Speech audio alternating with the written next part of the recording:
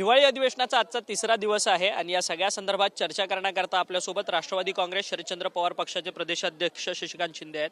शशिकांत शिंदेजी खरं तर सत्ताधारीच विरोधकांची भूमिका या सगळ्या अधिवेशनामध्ये निभावताना पाहायला मिळतात.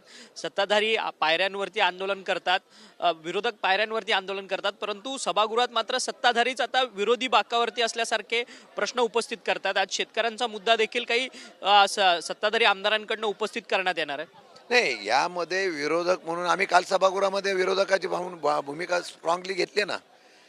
विरोधक कुठे कमी पडलेला नाही.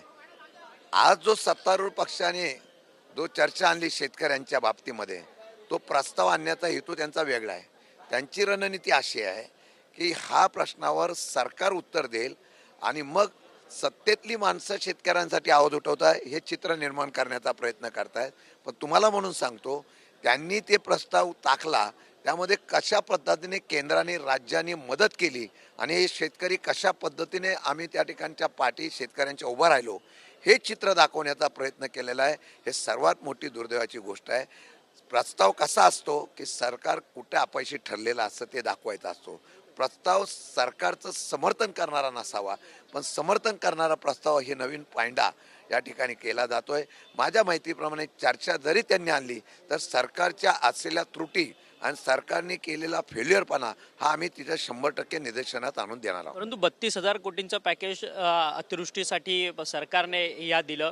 कोरडवाहू आणि बागायतीसाठी जवळपास दुप्पट तिप्पट अशी मदत केली असं सरकारच्या महत्त्वाच्या नेत्यांकडनं म्हटलं जातं. ग्राउंडवरची ही परिस्थिती आहे का? शेतकऱ्यांना खरंच पैसे मिळालेले आहेत का? आणि हा जर सगळा फोलपणा असेल तर विरोधी हा फोलपणा जनतेसमोर ठेवण्यामध्ये यशस्वी झालेत का? नाही, आम्ही तर यशस्वी झालेलो आहे. आमच्यापेक्षा शेतकरी जो बाधित झालेला आहे तो नाराज आहे ना. आत्ताच्या घडीला मग मला सांगा, आत्ताच्या घडीला शेतकरी इतके नाराज आहे की त्यांना या असलेल्या निर्णयाच्या संदर्भात ते समाधानी नाही. हे फक्त कागदावरचे आकडे आहेत. आत्तासुद्धा केंद्राने किती मदत केली हा आता खुलासा आम्हाला सभागृहात मिळेल. वेगवेगळ्या प्रकारच्या ज्या ठिकाणी प्रस्ताव दिलेले आहेत त्याच्या संदर्भात आम्हाला खुलासा मिळेल आणि सत्य जनतेच्या समोर आणण्याचा आम्ही प्रयत्न करणार आहे. आकडे दाखवून फक्त फसवणूक करण्याचा प्रयत्न सध्या होतोय. खरं तर वेगळ्या विदर्भाच्या मागणी जी आहे ती गेल्या अनेक दशकांपासून या राज्यामध्ये होते. परंतु काल सुधीर मुनगंटीवार हेच बोलून गेले की ज्यावेळेस भाजप 100% असेल त्यावेळेस मात्र आम्ही आमचा अजेंडा जो आहे वेगळ्या विदर्भाचा तो राबवू म्हणून. ही ठरवलेली स्क्रिप्ट असते भाजपची. विदर्भामध्ये आज अधिवेशन होताना विदर्भाचे प्रश्न आहे, शेतकऱ्यांचे प्रश्न आहे, त्यांच्या हमीभावाचा प्रश्न आहे, त्यांना नुकसानीचा प्रश्न आहे. या सर्व गोष्टीमध्ये ज्या पद्धतीने या सरकारकडून अपेक्षा आहे 2 आठवड्याच्या ऐवजी 4 दिवसाचंच अधिवेशन होत आहे.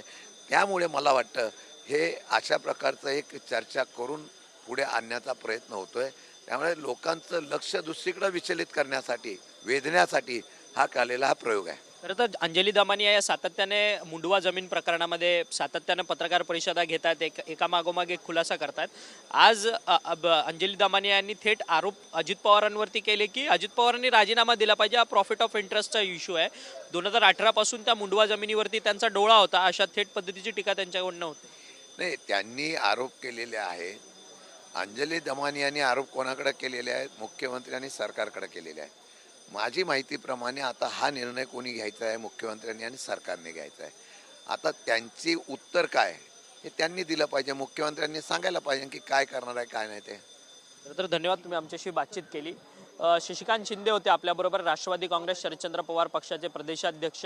ते म्हणतात की जर मुंडवा जमीन प्रकरणामध्ये जर चौकशीच करायची असेल तर निष्पक्षपणे चौकशी करावी आणि मुख्यमंत्री हे सर्व सरकारचे प्रमुख असतात. त्यामुळे त्यांनी या सगळ्या संदर्भात चौकशी केली तर ह्याच्यातलं सत्य जे आहे ते समोर नक्कीच येईल असं मत जे आहे ते प्रदेशाध्यक्ष शशिकांत शिंदे यांनी आपल्याशी बोलताना व्यक्त केले. व्हिडिओ जर्नलिस्ट रोहन पवारसह अक्षय मंकणी, TVN मराठी, नागपूर.